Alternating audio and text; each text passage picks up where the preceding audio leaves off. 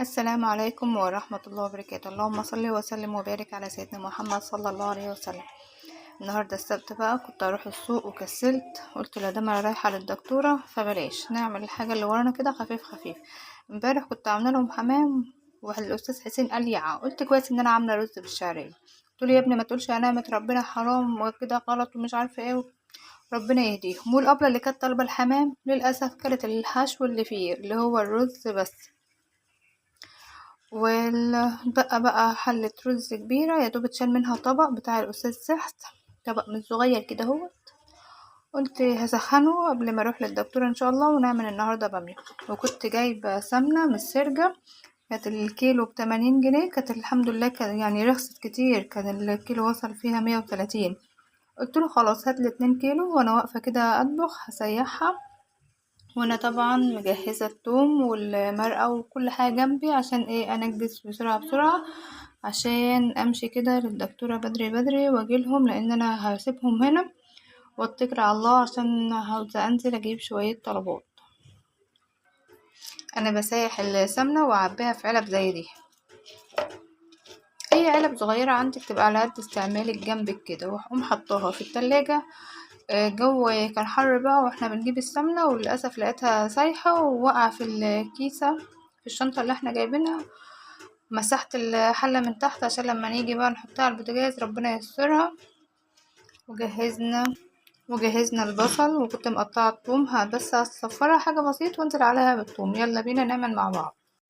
حبايب روجي وحسين، ما تنسوش الاشتراك، تفعيل زر الجرس، واختاروا الكل، ولايكاتكم الجميلة يا رب تكونوا سبب في تكبير القناة.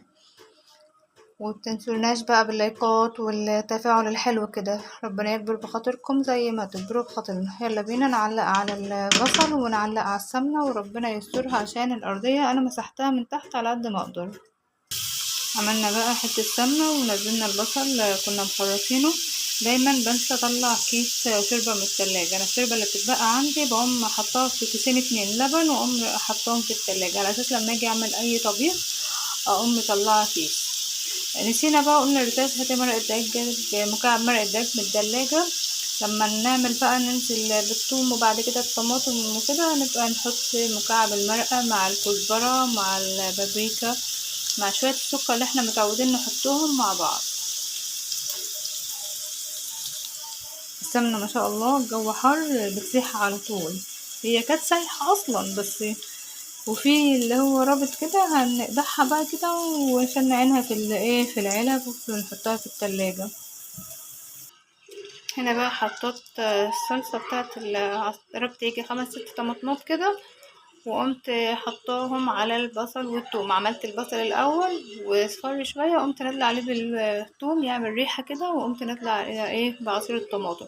حطيت بقى الكزبره الناشفه اللي احنا بنستعملها في كل الخضار بتاعنا وكل الطبيخ كده. حطيت بابريكا، حطيت شويه سكر، وحطيت حاجه يعني شطه كده طحنت الاكل. وهنا رحت جبت نص ليمونه للسمنه وقمت منزلاها فيها. دعوة حلوة كده لينا ولكم بالمثل. هنستنى بقى الطماطم تتسبك كده ونقوم نازلين عليها بالبامية. وطبعا الرز في التلاجة قبل ما نسخنه هكون مطلعه من التلاجة وهسخن لهم غداهم ودنيتهم قبل ما امشي ان شاء الله. ربنا يحفظهم يا رب على ما اروح واجي. مش عاوزة اخدهم، هم عاوزين الشاي عند ناقص يعني السحلب، الحاجات اللي هم بيبقوا يشربوها ليسون كده. عاوزة اروح اجيب عشان هم معايا طبعا بتلخم بيهم، لا اما امسكهم لا اما بيبقى الدنيا مواصلات وكده والعربيات والتكاتك، واوحش حاجة زحمة التكاتك ديت. فلازم اهم حاجة ان انا اخلي بالي منهم، ربنا يحفظهم يا رب على ما اروح واجي يا رب. كده دايما بقول اللهم اني استودعتك اولادي فاحفظهم بعينك التي لا تغفل ولا تنام يا ارحم الراحمين. السمنة كده ما شاء الله ساحت خالص اهي، تسيبها بقى تقدح براحتها كده وتبقى حلوة كده وريحتها ما شاء الله جميلة جميلة. سمنة البلدي فلاحي بقت ب250 جنيه. الواحد كان بيجيب كيلو الاول بصراحة، وكنت بحط زيت ذرة عليه، لا اما كيلو بلدي وازازة زيت على مثلا ما شاء الله كنت بجيب 3 كيلو سمنة بروني. كانت بتقعد عندي مسافة، يمكن بتقعد عندي بالسنة.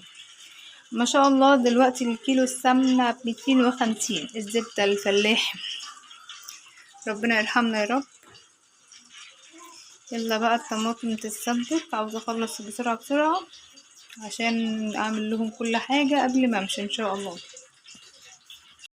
وكده عملنا البامية بتاعتنا ونسيبها بقى تستوي خالص، والحلوين عاملين دوشة برا ومش عارفين نصور. هنضطر نقول لكم السلام عليكم ورحمة الله وبركاته. ما تنسوناش باللايك والاشتراك وتفعيل زر الجرس وتعليقاتكم الجميلة. اللي يدعنا بالخير له بالخير، واللي يدعنا بالشر له بالشر. يعني ادعوا لنا دعوة حلوة تقعد لكم بالمثل. نغطي على السمنة بقى وتقطع براحتها كده، ونروح نحمل أستاذ سحر. وكده البامية بقى نسيبها تستوي براحتها، واجيب غطا واغطيها عشان تستوي براحتها واخلص. والسلام عليكم ورحمة الله وبركاته.